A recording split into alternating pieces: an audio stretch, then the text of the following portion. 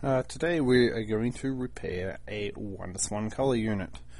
These were put out by Bandai back in the late 1990s to compete with the Game Boy units. There were three Wonderswan units put out. There was a black and white, there was a color, and there was a crystal.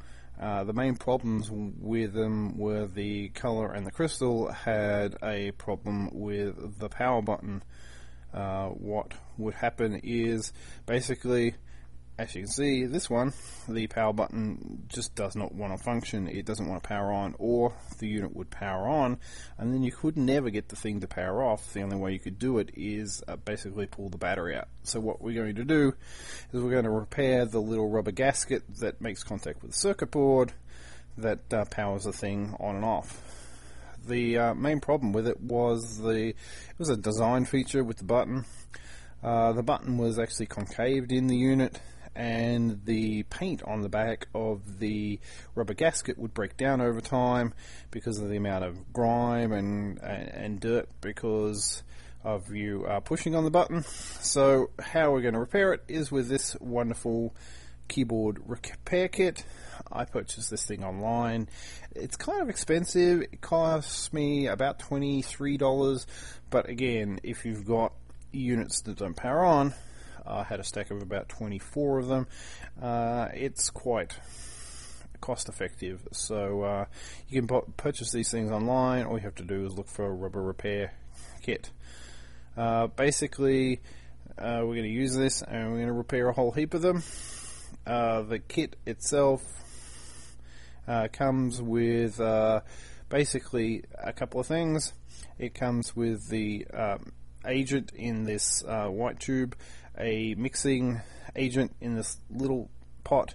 Basically everything that's in this pot, there's only like 3 milligrams. It could all basically fit in this little thing, so there's really not much in there. You get a mixing stick and you get a wonderful little paintbrush. So what we're going to do is I'm going to pull the unit to bits and we're going to clear it up. The pot itself basically has a shelf life of only 3 days according to the instructions. I've used it for up to a week, so it's usually okay. So basically we're going to pull the Wonderswan unit to pieces first. We take the battery out. We take the game out, and then you're going to need a hexagonal screwdriver to remove the 6 screws in the unit here, here, here, and here. I'm basically using a flat screwdriver that fits in the little hexagonal screw, so I'm basically cheating. I've already pulled the screws out of this one, so we're going to pull the thing apart. Hopefully it should just snap out like this. Alright, and basically once you've got the thing apart, you should be able to get to the rubber power on off button, which is causing the problem.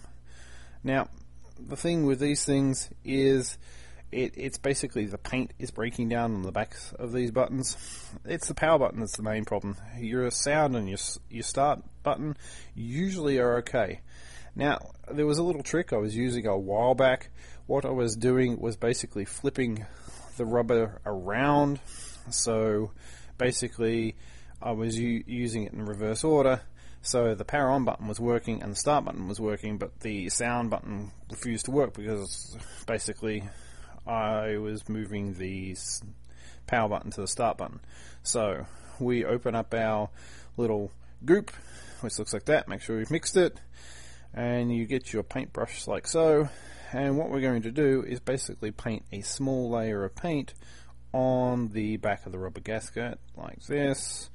Try not to make a mess like I'm doing because I'm doing a pretty bad job here. And basically you're just painting a layer of this rubber paint over the top of this to repair the gasket. Basically once this is done, you let the button sit for about a day. The thing is touch dry in an hour, but I'd wait a day before you do that.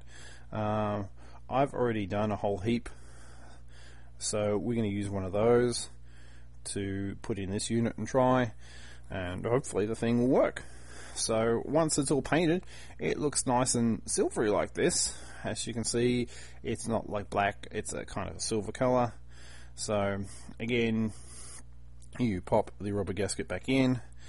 Basically, before you do this, what you should do is also clean the circuit board on the contacts here with some cleaning alcohol to make sure there's no grit and grime. It's not going to help it, but once you've repaired the button, it's going to be fine.